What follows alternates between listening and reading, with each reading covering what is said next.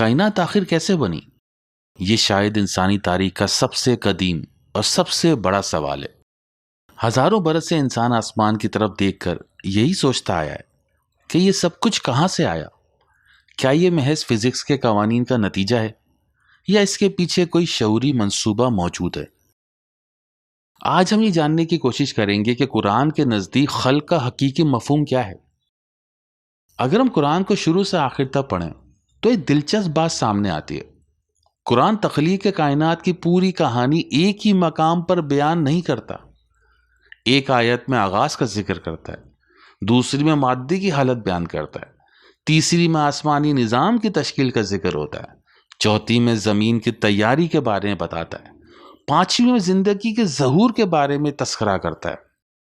بظاہر یہ سب الگ الگ آیات معلوم ہوتی ہیں، لیکن جب انہیں ایک دوسرے کے ساتھ جوڑا جاتا ہے، کانٹیکسٹ ٹو کانٹیکسٹ سمجھا جاتا ہے، تو ایسا محسوس ہوتا ہے جیسے مختلف جگہوں پر بکھرے ہوئے نقشے کے ٹکڑے جیسے ہوں، جو آہستہ آہستہ جوڑتے ہوئے ایک مکمل تصویر کا روپ دھار لیتے ہیں۔ آئیے بھی سفر کا پہلا سراغ تلاش کرتے ہیں۔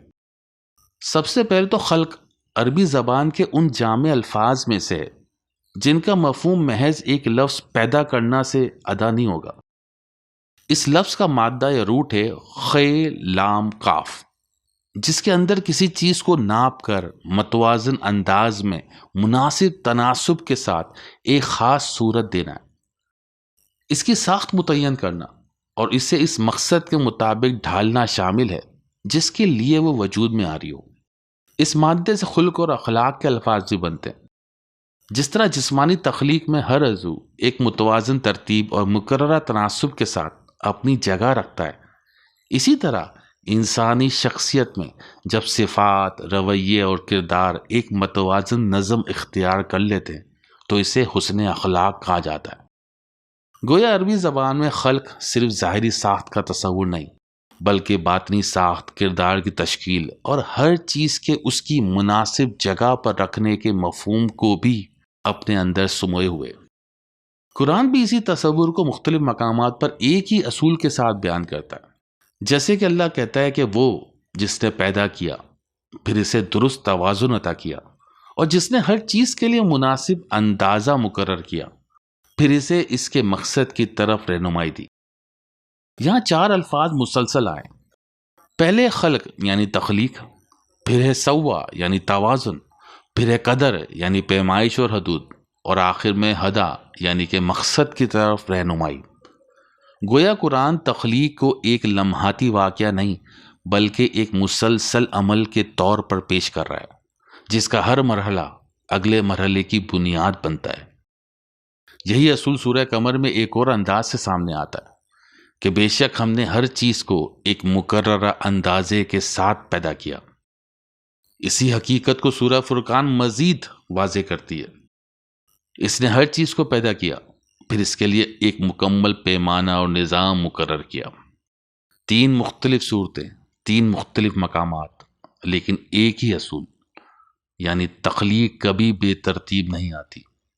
اس کے ساتھ مقدار بھی آتی ہے، تناسب بھی آتا ہے، حدود بھی آتی ہے اور مقصد بھی آتا ہے۔ جب ہم کائنات کے پہلے لمحے کی طرف نگاہ کرتے ہیں تو ایک بنیادی سوال سامنے آتا ہے۔ یہ موجودہ آسمان، ستارے، کہکشائیں، سیارے اور وہ تمام قوانین جن پر کائنات قائم ہے، کیا یہ سب ابتدا ہی سے اپنی موجودہ شکل میں موجود تھے؟ اس سوال کے جواب کے لیے اللہ تعالیٰ قرآن میں فرماتا ہے، کیا کافروں نے غور نہیں کیا کہ سماوات اور ارض ایک رتق کی حالت میں تھے، پھر ہم نے انہیں فتق کر دیا اور ہم نے الماء سے ہر زندہ چیز کا آغاز کیا، کیا پھر بھی وہ ایمان نہیں لاتے؟ اس آیت میں چار لفظ غیر معمولی اہمیت رکھتے ہیں، یعنی کہ سماوات، ارض، رتق اور فتق۔ سب سے پہلے قرآن یونیورس کی ابتدائی حالت کے بارے میں جو لفظ کہتا ہے وہ رتق ہے۔ یہاں قرآن ابھی یہ نہیں بتاتا کہ وہ حالت کتنی بڑی تھی، اس کی نوعیت کیا تھی، اس سے مادہ موجود تھا یا نہیں، یا فزکس کے قوانین اس وقت کس شکل میں تھے۔ وہ صرف ایک کیفیت بیان کرتا ہے جس کو رتق کہا گیا، یعنی ایک بند کیفیت، ایک غیر منفصل کیفیت، ایک ایسی حالت جس میں ابھی اندرونی امکانات ظاہر نہیں ہوئے۔ پھر قرآن ایک لفظ میں پورا منظر بدل دیتا ہے، یعنی پھر ہم نے فتح کر دیا، پھر ہم نے اسے کھول دیا۔ یہی وہ لمحہ جسے تخلیق کا سفر حرکت میں آتا ہے۔ لیکن یہاں رک کر باقی کے دو اہم عربی روٹس کو سمجھنا ضروری ہے جن کے گرد کائنات کا پورا انفراسٹرکچر گھومتا ہے، یعنی کہ سما اور ارض۔ سما عربی لغت میں اس کا مادہ ہے سین میم واو۔ یہ مادہ بنیادی طور پر ہر اس چیز کے لیے استعمال ہوتا ہے جو اوپر ہو، بلند ہو اور نیچے والے کو اپنے گھیرے یا احاطے میں لے لے۔ قدیم عرب چھت یا بادل کو بھی سما کہتے تھے کیونکہ وہ ان پر محیط ہوتا تھا۔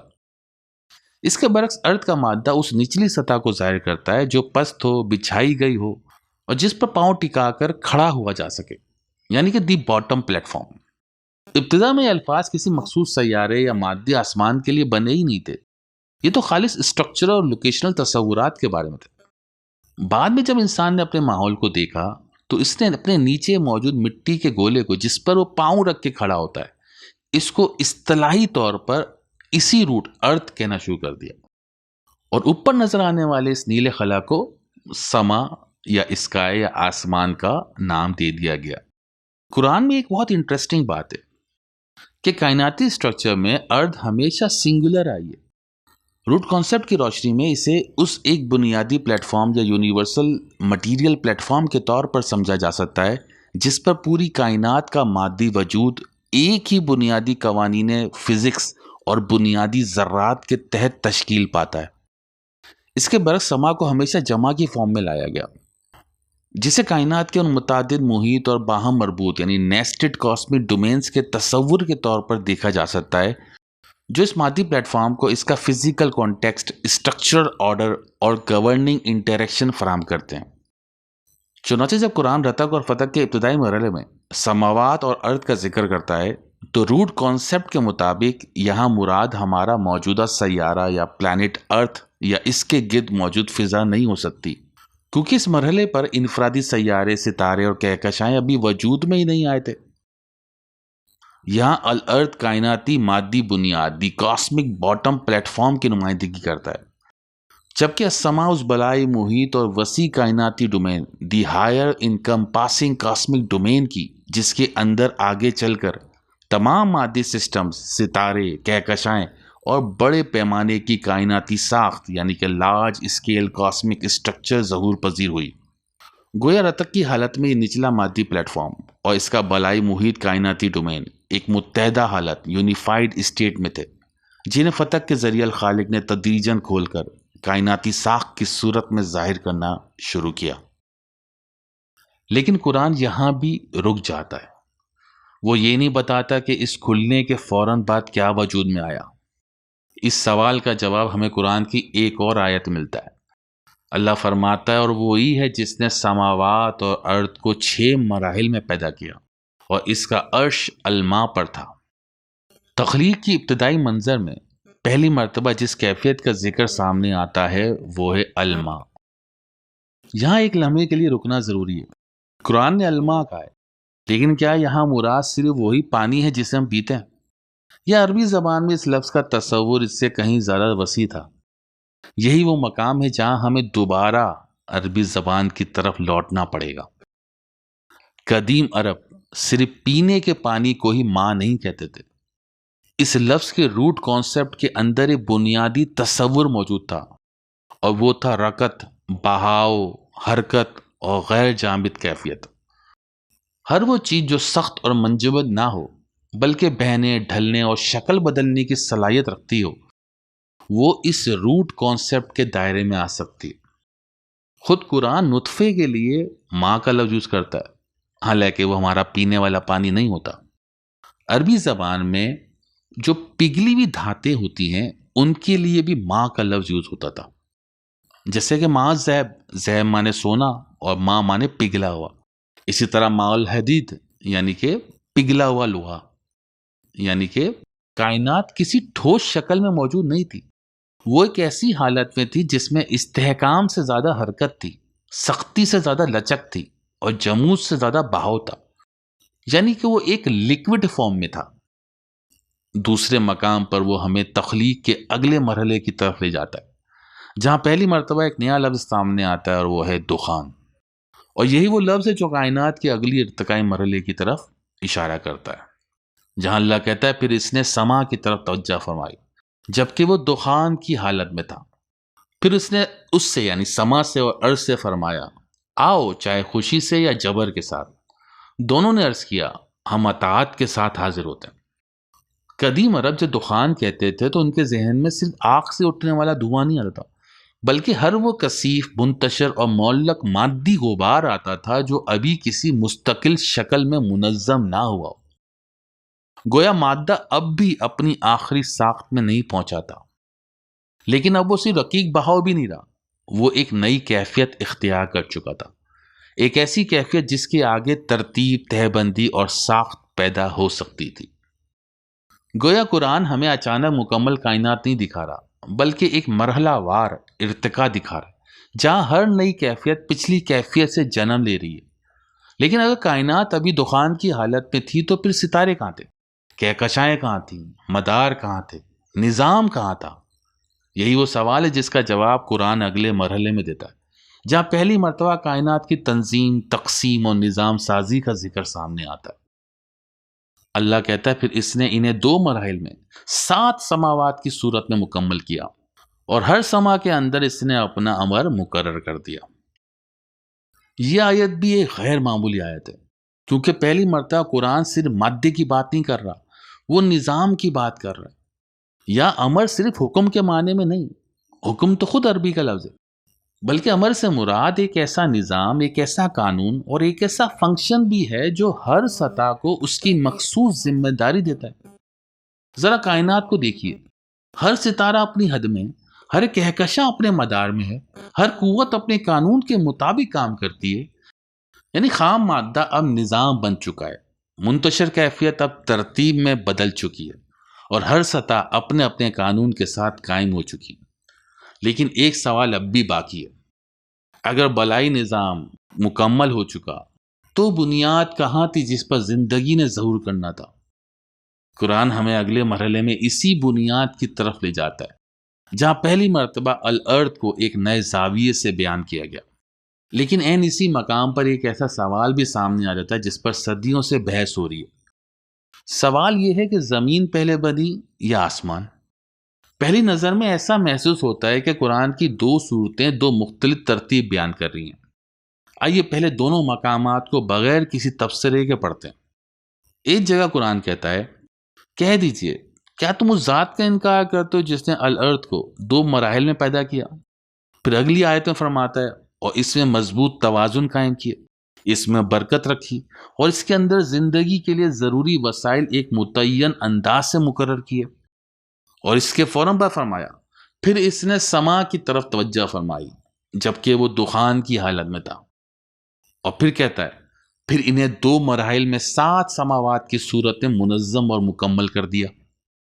اگر صرف ان آیات کو دیکھا جائے تو پہلی نظر میں یہی محسوس ہوتا ہے کہ پہلے الارض کا ذکر ہے اور پھر سما کا، لیکن دوسری جگہ اللہ تعالیٰ کہتا ہے کیا تمہاری تخلیق زیادہ مشکل ہے یا سما کی؟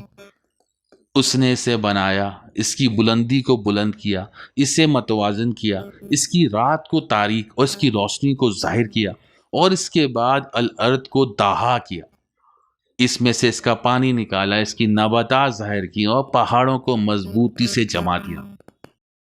اب سوال واقعی پیدا ہوتا ہے، ایک صورت میں پہلے ارض آ رہی ہے، دوسری صورت میں پہلے سما آ رہا ہے۔ غور کیجئے سورہ فصلت میں خلق الارض یعنی الارض کی تخلیق کا ذکر ہے، جبکہ دوسری آیت یعنی سورہ نازعات کی آیت میں خلق کا لفظ ارض کے لیے نہیں ہے بلکہ وہاں ارض کے لیے دہا ہے۔ تو اس کے لیے ہمیں دہا کے روٹ کانسیپٹ کو سمجھنا ہوگا۔ دہا کا مادہ ہے دال ہے واو، کسی چیز کو پھیلانا، ہموار کرنا، کسی جگہ کو استعمال کے قابل بنانا اور کسی مقصد کے لیے تیار کرنا۔ اسی لیے قرآن فوراً اگلی آیت میں دہا کے بعد کیا ہوا بیان کرتا ہے کہ اس نے اسی میں سے اس کا پانی نکالا، اس کی نباتات اگائیں اور پہاڑوں کو مضبوطی سے جما دیا۔ یہاں گفتگو زمین کی ابتدائی تخلیق کی نہیں بلکہ اس کی تیاری کی ہو رہی ہے، اس کی فنیشنگ کی ہو رہی ہے۔ پانی کا ظہور، ایگریکلچر سسٹم اور پہاڑوں کا استحکام، یہ تینوں مل کر ایک ایسے سیارے کی تصویر پیش کرتے ہیں جو اب زندگی کو قبول کرنے کے قابل بن رہا ہے۔ آج ارضیاتی علوم بھی یہی بتاتے ہیں کہ ابتدائی زمین موجودہ زمین جیسی نہیں تھی۔ کروڑوں اربوں سال کے دوران اس کی سطح ٹھنڈی ہوئی، آبی ذخائر وجود میں آئے، اس کی پرتیں مستحکم ہوئی، نباتاتی نظام شروع ہوا اور پھر رفتہ رفتہ وہ ماحول تشکیل پایا جس میں زندگی ممکن ہو سکے۔ قرآن اس پورے عمل کی سائنسی تفصیلات بیان نہیں کرتا، لیکن وہ اس ترتیب کی طرف اشارہ ضرور کرتا ہے کہ زمین کی تیاری ایک مرحلہ وار عمل تھی اور پانی، نباتات اور استحکام اسی تیاری کا حصہ تھے۔ اب تک قرآن نے تخلیق کے مختلف مناظر ہمارے سامنے رکھ دیے، لیکن ابھی ان کی ترتیب بیان نہیں کی۔ وہ ترتیب ہمیں خود انہی آیات سے اخذ کرنی ہوگی۔ اگر ہم ہر مرحلے سے ایک بنیادی نتیجہ اخذ کر لیں تو تصویر کچھ اس طرح بنتی ہے۔ یعنی پہلے ایک متحد ابتدائی حالت تھی، رتق، اس کے بعد اس رتق یا وحدت کا کھلنا اور کائناتی مادے کا ظہور، پھر منتشر مادہ، اس کے بعد منظم آسمانی ساخت، پھر قوانین اور نظم کا قیام، پھر زمین کی تیاری، اس کا استحکام، وسائل، پانی، نباتات اور زندگی کے لیے موزوں مراحل۔ یہ تمام مراحل ایک دوسرے سے الگ نہیں بلکہ ایک دوسرے پر قائم ہے۔ ہر مرحلہ اپنے بعد آنے والے مرحلے کے لیے بنیاد فراہم کرتا ہے۔ اگر ان میں سے کسی ایک مرحلے کو نکال دیا جائے تو اگلا مرحلہ شروع ہی نہیں ہو سکتا۔ اب تخلیق کا بنیادی ڈھانچہ مکمل ہو چکا ہے، آسمانی نظام قائم ہو چکے، زمین زندگی کے لیے تیار ہو چکی، وسائل اپنے اپنے تناسب کے ساتھ مقرر کر دیے گئے۔ لیکن یہ مکمل کائنات صرف ساخت سے نہیں بنتی، ہر نظام کو مسلسل برقرار رکھنے کے لیے استحکام، حفاظت اور نظم کی بھی ضرورت ہوتی ہے۔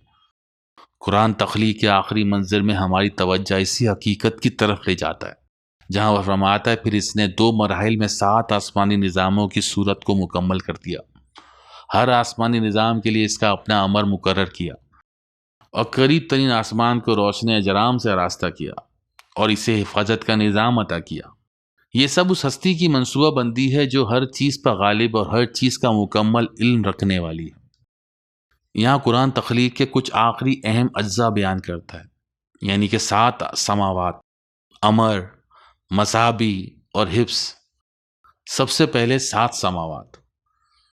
مینوفیکچرنگ اور سسٹمز اسٹریٹجی کے مطابق یہ 7 آسمان دراصل کشش ثقل اور مداروں کے وہ 7 ہائر لیول گردشی کنٹینرز، لیئرز اور ریولیوشنز جو نچلی مادی پلیٹ فارم کو اپنے گھیرے میں لیے ہوئے ہیں۔ چاند زمین کے گرد گھومتا ہے، زمین سورج کے گرد، سورج کہکشاں کے مرکزی بلیک ہول کے گرد اور کہکشاں بڑے سپر کلسٹرز کے گرد چکر کاٹ رہی ہیں۔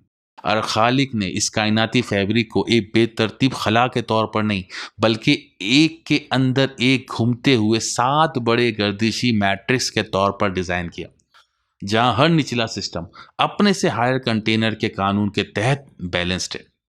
اس کے بعد ذکر ہوا مصابی کا، جو کہ مصباح کی جمع ہے، جس کا لغوی مفہوم ہے چراغ یا روشنی دینے والی چیز۔ جب ہم کائنات کے مینوفیکچرنگ فلو کو دیکھتے ہیں تو ستارے صرف خوبصورتی یا روشنی کے مراکز نہیں بلکہ وہ اس پہلی پرت یعنی سمائے دنیا، قریبی آسمان کے اصل ہائی انرجی پاور ہاؤسز اور گریویٹیشنل اینکرز ہیں۔ زمین یا کسی بھی مادی سیارے سے اوپر کی طرف سفر کریں تو اگلا ہائر ریولیوشنری میڈیم جس کے گرد وہ سیارہ گھوم رہا ہے وہ ستارہ ہی ہوتا ہے، وہ اسٹار ہی ہوتا ہے۔ پلانٹ اسٹار کے گرد ہی گھومتے ہیں، یعنی کہ ستارہ وہ ہے جس کے گرد پورا لوکل مادی سسٹم چکر کاٹتا ہے۔ الخالق نے ان ستاروں کو اس پہلی پرت کا آخری مادی بارڈر بنا کر جڑ دیا، جو نچلے مادی پلیٹ فارم کو اپنے مدار کے کنٹینر میں تھامے ہوئے ہیں۔ جہاں ستاروں کا یہ مادی جال ختم ہوتا ہے وہاں سے پہلی پرت کی حد مکمل ہو جاتی ہے اور باقی 6 آسمان مادے کی اس دنیا سے ماورا ہائر ڈائمینشنل کنٹرولر کے وہ نیٹ ورکس ہیں جس سے کائنات کا پورا لائیو ڈیٹا آپریٹ ہوتا ہے۔ آیت کا آخری لفظ حفظ ہے، جس کا بنیادی مفہوم ہے محفوظ رکھنا، برقرار رکھنا، نگرانی کرنا اور نظام کو بقا دینا۔ گویا تخلیق کا آخری منظر صرف تعمیر نہیں بلکہ پروٹیکشن بھی ہے۔ ایک نظام صرف اس وقت کامیاب ہوتا ہے جب وہ اپنی بقا برقرار رکھ سکے۔ کائنات بھی اسی اصول پر قائم ہے۔ قوانین محفوظ ہیں، مدار محفوظ ہیں، توازن محفوظ ہے۔ اگر ان میں معمولی سا بھی انحراف پیدا ہو جائے تو پورا نظام متاثر ہو جاتا ہے۔ یہی وجہ ہے کہ اللہ تعالیٰ قرآن میں کہتا ہے سورج کی مجال نہیں کہ چاند کو پکڑ لے۔ سارے آربٹس ایک توازن میں محفوظ ہیں۔ اسی لیے قرآن تخلیق کے اختتام پر حفظ کا ذکر کرتا ہے۔ یہ صرف حفاظت نہیں بلکہ سسٹینڈ آرڈر کا اعلان ہے۔ اب تک ہم نے قرآن کی مختلف آیات کو ایک دوسرے کے ساتھ رکھ کر تخلیق کے اس سفر کو سمجھنے کی کوشش کی، لیکن یہاں ایک بنیادی سوال پیدا ہوتا ہے، آخر قرآن ہمیں تخلیق کا یہ پورا سفر کیوں دکھاتا ہے؟ اگر مقصد صرف یہ بتانا ہوتا کہ آسمان اور زمین کیسے وجود میں آئے تو چند آیات ہی کافی تھی، مگر قرآن بار بار انہی مناظر کی طرف کیوں لوٹاتا ہے؟ اس کا مطلب یہ ہے کہ تخلیق کا یہ بیان صرف ماضی کی داستان نہیں بلکہ انسان کے لیے ایک ایسا اصول ہے جسے اسے اپنی زندگی اور اپنے اجتماعی نظام میں سمجھنا اور نافذ کرنا ہے۔ اسی حقیقت کی طرف قرآن ایک اور مقام پر ہماری توجہ دلاتا ہے۔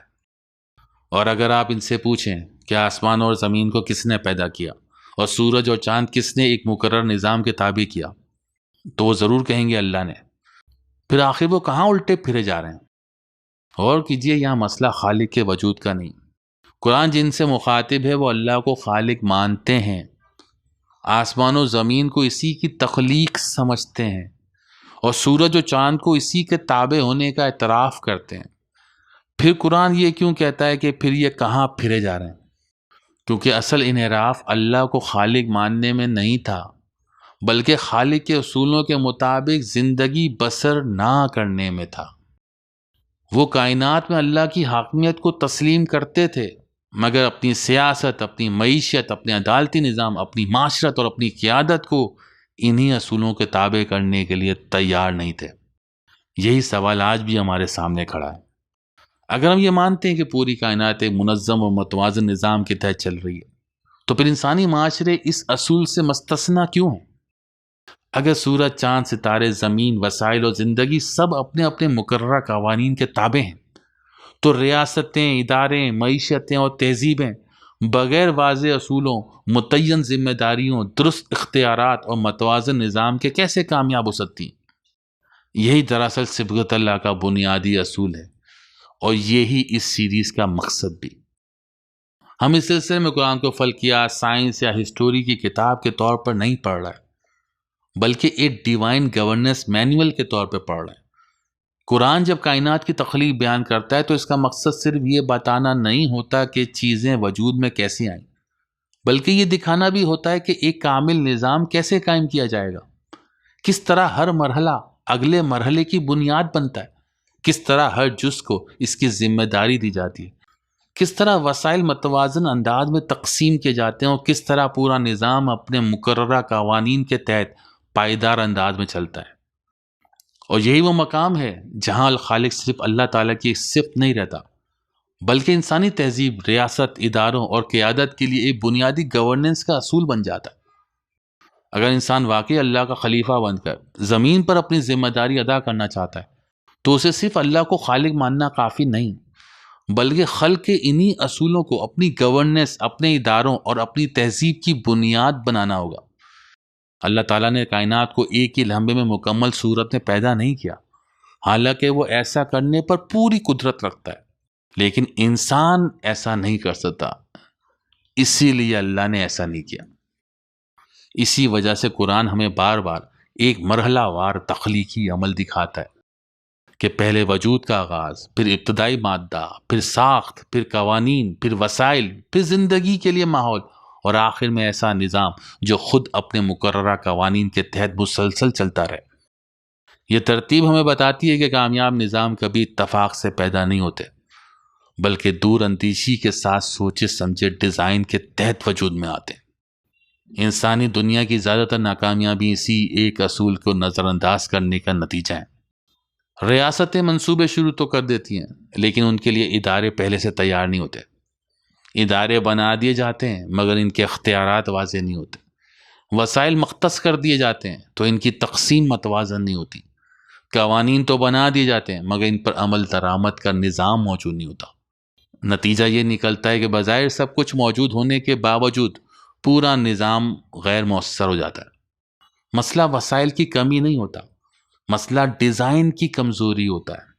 الخالق ہمیں سکھاتا ہے کہ ہر کامیاب نظام کی بنیاد ڈیزائن بیفور ایگزیکیوشن ہے۔ تعمیر شروع کرنے سے پہلے مقصد واضح ہونا چاہیے، ہر جز کی ذمہ داری متعین ہونی چاہیے، وسائل کی مقدار پہلے سے طے ہونی چاہیے، اور ہر مرحلے کا اگلے مرحلے سے منطقی تعلق ہونا چاہیے۔ یہی وہ اصول ہے جو کائنات میں بھی نظر آتا ہے، اور یہی ہر کامیاب ریاست، ادارے، کاروبار اور تہذیب کی بنیاد بنتا ہے۔ قرآن نے تخلیق کے ہر مرحلے کو اگلے مرحلے کی بنیاد بنایا۔ یہی اصول انسانی گورننس پر بھی لاگو ہوتا ہے۔ آئین کے بغیر مضبوط ادارے قائم نہیں ہو سکتے، مضبوط اداروں کے بغیر قانون کی حکمرانی قائم نہیں ہو سکتی، قانون کی حکمرانی کے بغیر مستحکم معیشت نہیں بن سکتی، اور ان سب کے بغیر پائیدار تہذیب وجود میں نہیں آ سکتی۔ ہر مرحلے کا نتیجہ اگلے مرحلے کی بنیاد بنتا ہے۔ اسی لیے الخالق ہمیں صرف یہ نہیں بتاتا کہ اللہ نے کائنات کیسے بنائی، بلکہ یہ بھی سکھاتا ہے کہ کوئی بھی کامیاب نظام کیسے بنایا جائے گا۔ ایک ایسا نظام جو منصوبہ بندی سے شروع ہو، واضح ذمہ داریوں پر قائم ہو، درست پیمائش کے ساتھ وسائل تقسیم کرے، ہر مرحلے کو اگلے مرحلے کا بنیاد بنائے، اور پھر اپنے ہی مقررہ کردہ قوانین کے تحت چلتا رہے۔ یہی اصول کائنات کو قائم رکھتے ہیں، اور یہی اصول انسانی ریاستوں، اداروں اور تہذیبوں کو بھی استحکام عطا کرتے ہیں۔ یہی الخالق کا گورننس کا بلو پرنٹ ہے، اور یہی صبغت اللہ کا بنیادی پیغام ہے۔ لیکن یہاں ایک نہایت اہم سوال باقی رہ جاتا ہے، کیا ایک کامل ڈیزائن اپنے آپ میں مکمل نظام بن جاتا ہے، یا پھر ایک ایسا مرحلہ بھی آتا ہے جہاں یہ تمام پیمائشیں، تناسب، قوانین اور منصوبے عملی صورت اختیار کرتے ہیں؟ قرآن ہمیں تخلیق کے اسی اگلے مرحلے کی طرف لے جاتا ہے، جہاں الخالق کا بنایا ہوا بلو پرنٹ الباری کے ذریعے ایک فعال اور منظم حقیقت میں ڈلتا ہے۔ انشاءاللہ اگلی قسط میں ہم اسی عظیم صفت الباری کو سمجھنے کی کوشش کریں گے۔ شکریہ۔